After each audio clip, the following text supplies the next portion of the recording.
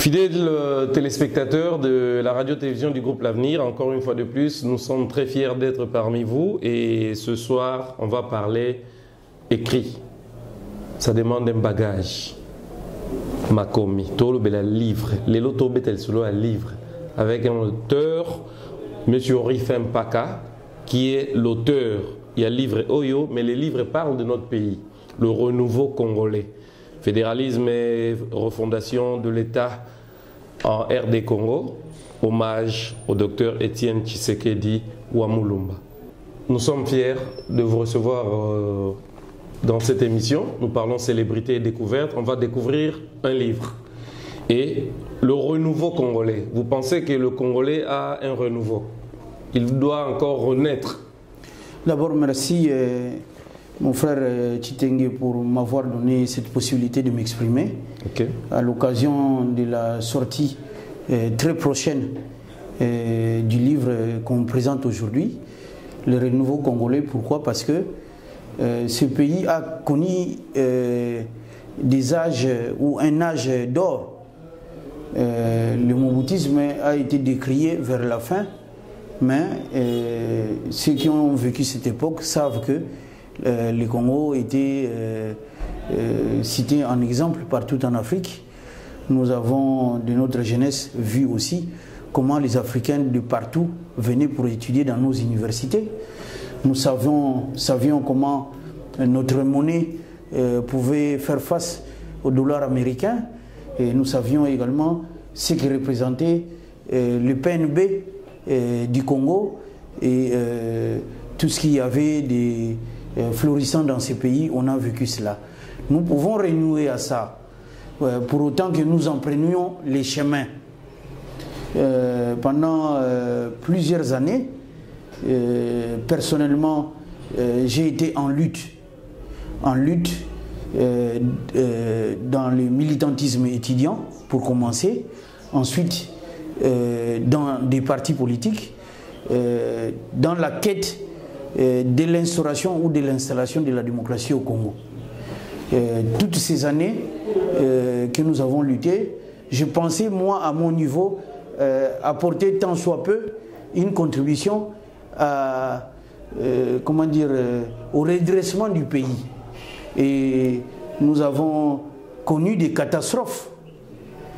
Par exemple, l'arrivée massive des Rwandais avec ce qui s'était passé à l'Est, parce que ça a été le début de la déstabilisation du Congo, l'entrée de la FDL et tout ce qui s'en est suivi. Nous avons connu tout ça, où des gens ont pensé qu'ils pouvaient résoudre le problème du Congo par la guerre, en se disant que nous allons chasser les dictateurs. Mais quand ils sont venus, ils ont fait pire que ce que la dictature que nous reprochons. Donc, nous avons été dans des tentatives à plusieurs fois de refaire le Congo. Ces tentatives portent plusieurs marques, plusieurs étapes. Ça pouvait être la conférence nationale souveraine, ça a pu être la refondation par les armes selon Mouzé Laurent Désiré Kabila, mais ça a été aussi le 1+4 et la nouvelle constitution pour installer la démocratie avec les élections et tout, mais nous n'en sommes pas encore là, nous ne sommes vraiment pas une démocratie. Donc j'ai été à la fois militant, acteur, mais je pense qu'il y a eu des limites à tout ça. C'est bien pour ça que je me suis replongé dans l'écriture, me souvenant d'une note de quelqu'un que je considère comme un maître pour moi par rapport à la gestion de l'État, et c'est André Tardieu, qui est un ancien président du Conseil français de la Troisième République, parce qu'à cette époque-là, ce n'était pas encore un régime présidentiel, c'était le régime des partis, le régime des assemblées, donc c'était l'équivalent d'un Premier ministre, comme ça se passe en Israël ou en Angleterre ou encore en Allemagne. Et donc, ce président du Conseil a dit une chose, que un ministère, plutôt un livre est plus puissant qu'un ministère. Et donc je me suis souvenu et je me suis replongé dans l'écriture laquelle écriture j'ai commencé il y a voici 30 ans. Parce que le premier questionnement de ces livres avait été posé par le feu président Étienne Tshisekedi Wamulumba. C'est bien pour ça que j'ai fait un hommage.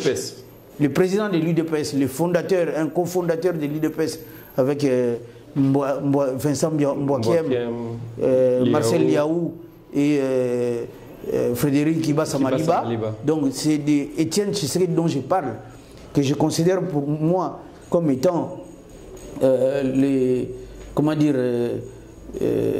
celui qui, le fondateur ou celui qui amène le père de la démocratie au Congo. En 1990, nous nous sommes retrouvés aux États-Unis d'Amérique, à Washington DC.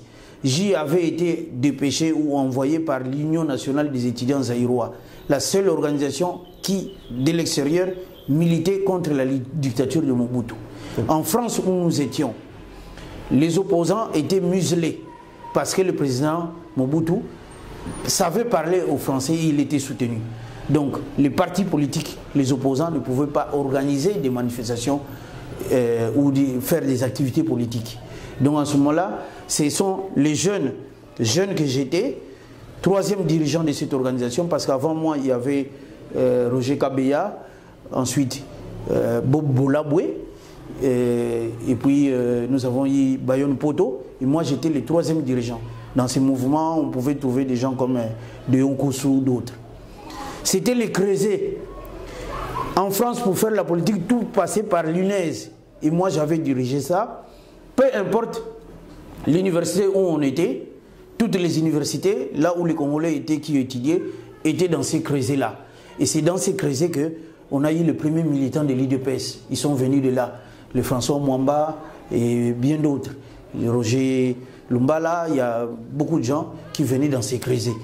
Alors, les jeunes de l'époque m'avaient envoyé aux États-Unis pour aller soutenir une conférence qui s'est déroulée là-bas où le président Étienne Tshisekedi était venu intervenir. Et c'est la première fois que je l'ai rencontré.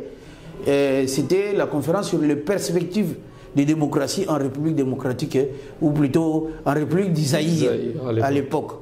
Et je suis allé, j'y avais croisé Mende Umalanga, le professeur Nzongola, des gens comme le docteur Numbi, Étienne Tshisekedi bien sûr, mais aussi, comment il s'appelle, Floribert Chebeya, qui était jeune, oui. Qui sera assassiné 20 ans plus tard ici par la police à Kinshasa. Il posera une question, le président Étienne Tshisekedi. Comment, et c'est la seule question qui a fourni la trame, les cheminements de toute ma pensée, de tout le travail que j'avais fait, ou que j'ai fait, qui aboutit au résultat que voici. Le livre. Les livres. Oui. Donc il a dit, la communauté internationale, vous, les Congolais de l'étranger, que pouvez-vous faire pour nous aider à installer la démocratie au Congo? Et c'est resté, nous travaillons tout le temps sur ça. Et quand je suis venu, ou plutôt quand il y a eu des guerres à l'Est, certains des amis sont allés à l'Est pour faire les rébellions. En ce qui nous concerne à l'INES, nous avons refusé cela. Je n'ai pu m'engager en politique que quand on a fait les élections en 2006. Okay. Donc, j'ai cheminé pendant des phases de militantisme, de lutte, mais aussi des responsabilités, parce que j'avais été élu et j'ai été député, mais y compris au Parlement, j'ai vu les limites de cette quête de la démocratie. Okay. Parce qu'on pourra en parler s'il y a des questions. Et j'ai été aussi dans des ministères ici en province, comme actuellement je suis directeur de cabinet à l'Assemblée provinciale. Je connais les limites de tous les systèmes qu'on a mis en place.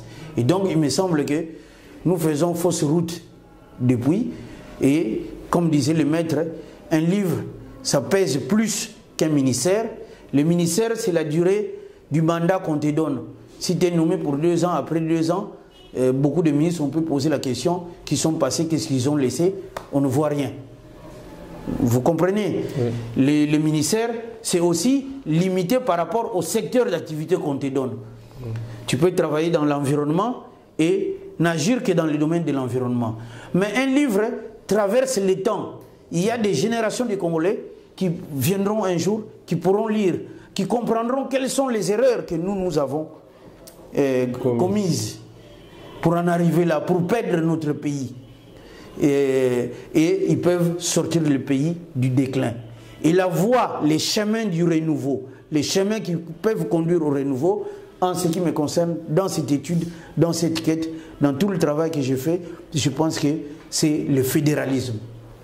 Le fédéralisme, hein, c'est quelque chose d'important, d'utile. Pourquoi?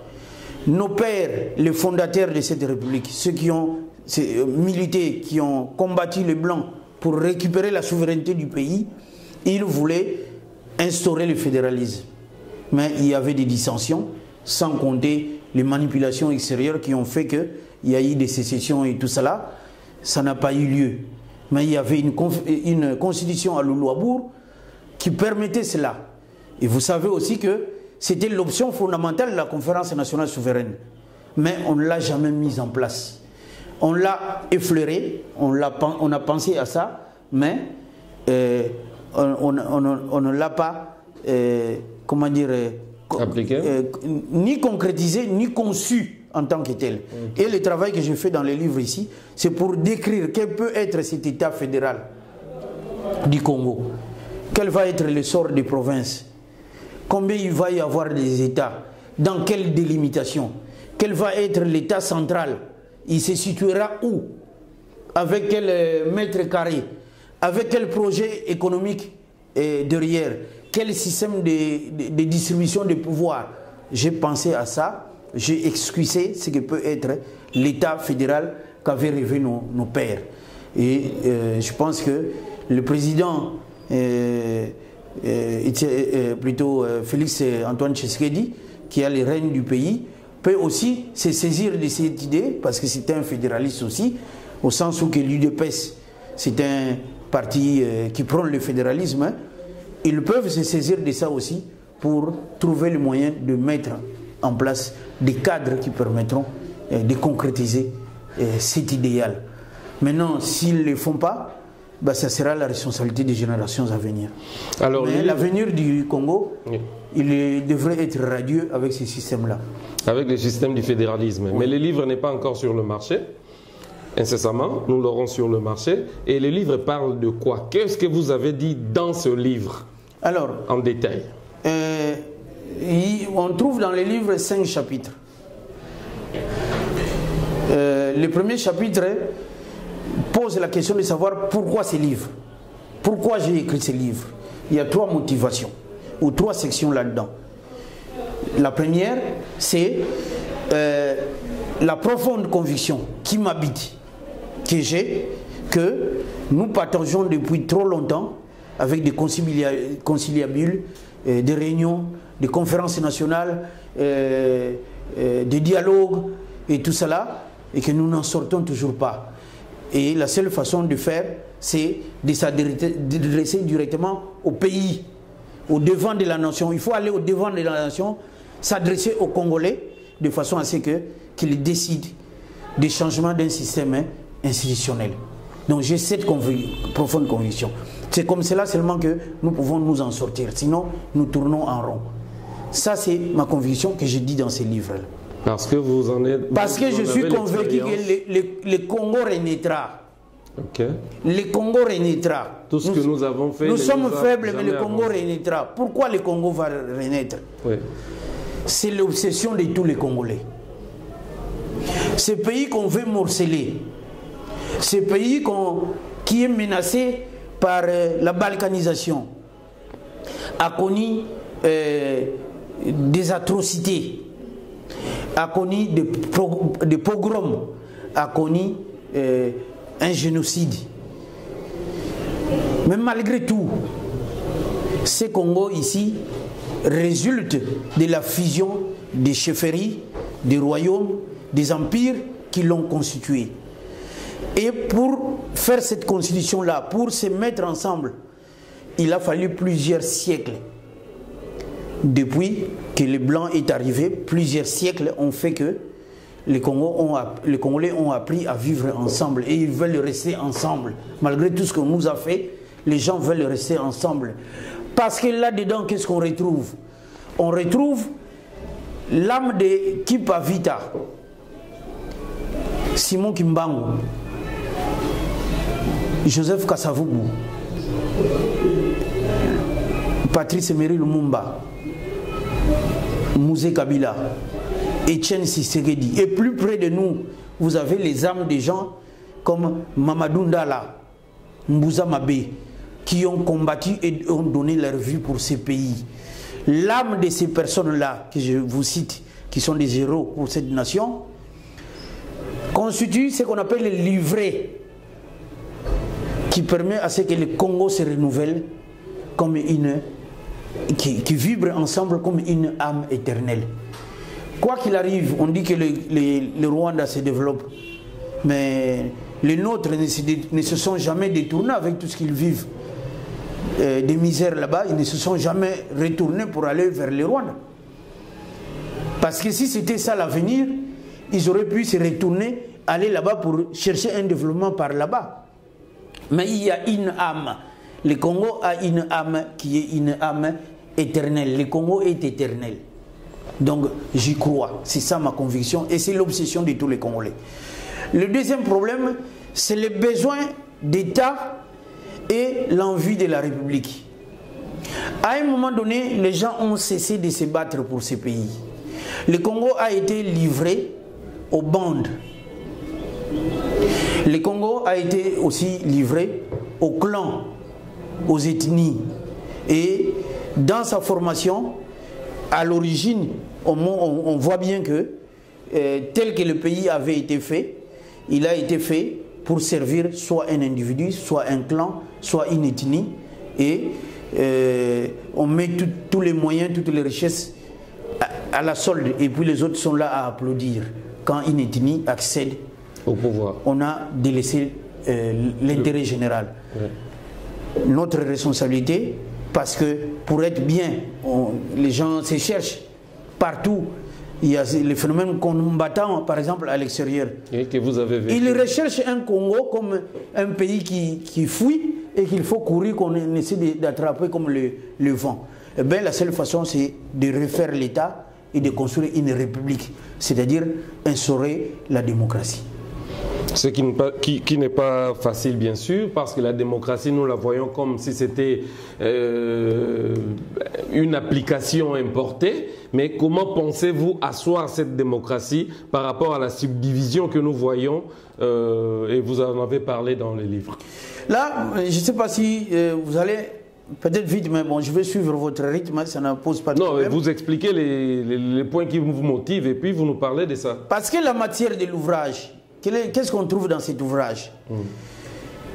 Au niveau, je prends seulement un élément qui concerne la démocratie. Nous, au Congo, nous n'avons jamais réglé les problèmes d'accès au pouvoir. C'est les règles. Comment on accède au pouvoir? Ça, depuis le temps de la chute de Mobutu, c'était, on craignait l'enfer, l'inconnu. Mobutu soit accueilli ni Gozala. Après moi, ça sera le déluge. On n'a jamais défini comment on accède au pouvoir. Ça n'a jamais été fait.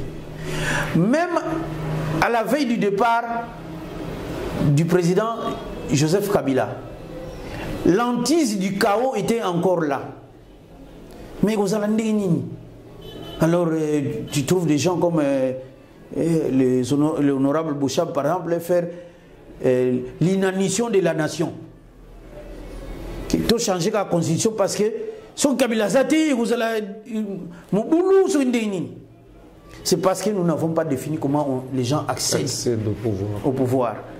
Ça, en amont, j'ai réglé ça.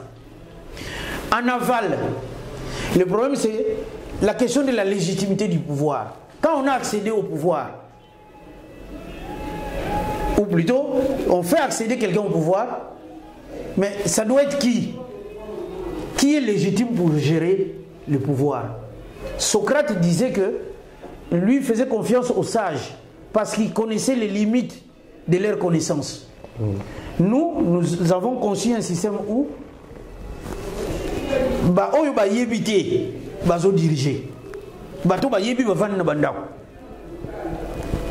c'est cela qu'il faut changer. C'est Made in Congo. Oui, voilà. C'est cela qu'il faut changer. Il faut que le pouvoir soit légitime. Bateau, peuple a tindi. Donc il faut retourner toujours vers le peuple. Voilà le premier chapitre de quoi il parle. Au deuxième chapitre, je parle Mais s'il faut parler de ce premier chapitre, s'il faut bien parler de ce premier chapitre, est-ce que vous pensez, selon vous, selon vos écrits, vous pensez que c'était bien d'avoir un Congo indépendant dirigé par les natifs? Ou vous voyez que non, il fallait attendre encore parce que l'histoire nous dit ça aussi? Non. Quand on a parlé du plan Van Bilsen, avec les reculs, on peut comprendre que c'était très tôt. C'était très tôt. C'était très tôt. Donc quelque part, Van avait raison. C'était très tôt. Ok. Mais nos parents, compte tenu de l'oppression du système colonial, ils n'en pouvaient pas, ils n'avaient pas d'autre choix que de dire que Tokei Kaka. Mais Tokei Kaka, que nous prenons. Mais est-ce que, entre nous, tels que nous sommes là, moi je n'ai pas fait les cours, par exemple, pour piloter un avion. Vous non plus. Non. Notre caméraman non plus. Est-ce qu'on peut nous donner un avion, nous montons et puis nous allons en Amérique? Non, c'est impossible. Comment nous allons faire? Voilà la situation dans laquelle s'étaient trouvés les Congolais de 1960. Mais le président Kasavubu, lui, avec d'autres qui avaient réclamé l'indépendance, il ne considérait la situation que du point de vue des connaissances qu'eux ils avaient. Mais ils étaient une infime minorité. La masse en général ne connaissait pas ce qu'eux ils maîtrisaient. Voilà à peu près le défaut où ça devrait être. La politique du Congo, ça a été inventé, enfin, la politique du Congo, fait par les Congolais, a été inventée à Kisantu. Comment ça, à Kisantu? Parce que, de toutes les façons, les premières écoles étaient ici au Congo central. L'université de Lovanium, là, que vous voyez, l'université de Kinshasa, les campus, avait commencé à Kisantu. Bon. Après, on l'a transféré au campus là où il est. Vous comprenez? Donc les premiers intellectuels, ils venaient de partout. Les Chibangu, les Malula et tout ça sont passés ici aussi. Comme Kasavubu lui-même aussi, quand les prêtres ont pu construire quelque chose à Kananga, Kasavubu est allé là-bas. C'était des écoles de prêtres à l'époque. Mais le fondateur pour nous, celui qui commence tout, c'est Edmond Zezanlando. Qui était originaire de Kisantu. De Kisantu, de Madimba. C'est lui qui forme la première association culturelle. Mais ils avaient dans leur pensée un projet politique derrière. Et c'est Zezanlando qui fait l'ABACO, l'Alliance du Bakongo. Dans la même période, parce qu'il faut, bon, je ne rentre pas dans les questions d'antériorité. Mais le livre en parle. Je fais vraiment un détour. Dans la même période, ce qui se passe, c'est qu'il y avait le mouvement de la conscience noire. De ce côté-là, il y avait Malula et d'autres. Où nous verrons les Kalonji vont sortir.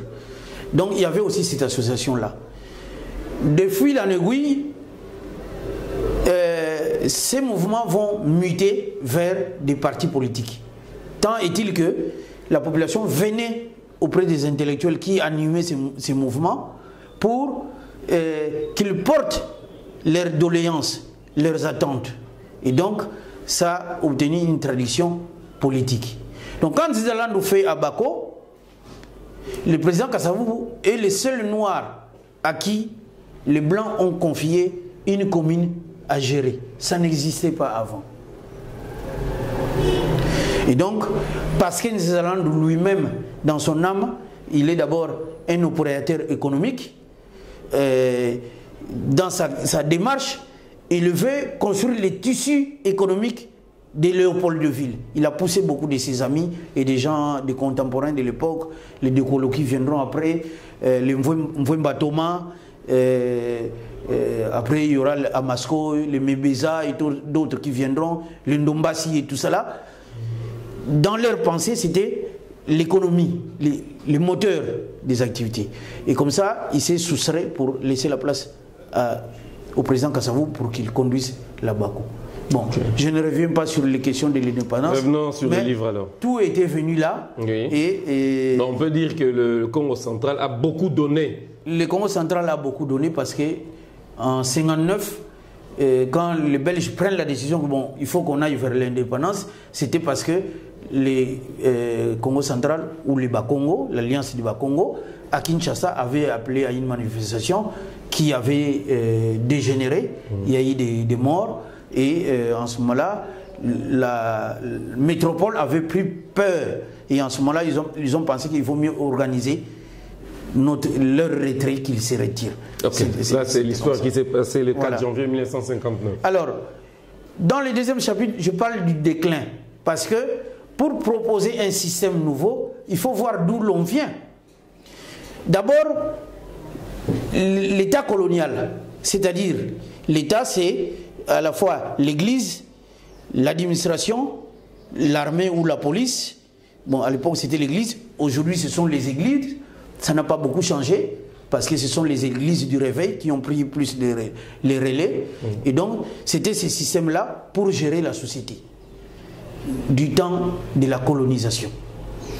On avait une souveraineté qui nous avait été prise. Donc, l'État, nous les Congolais, nous n'étions plus souverains.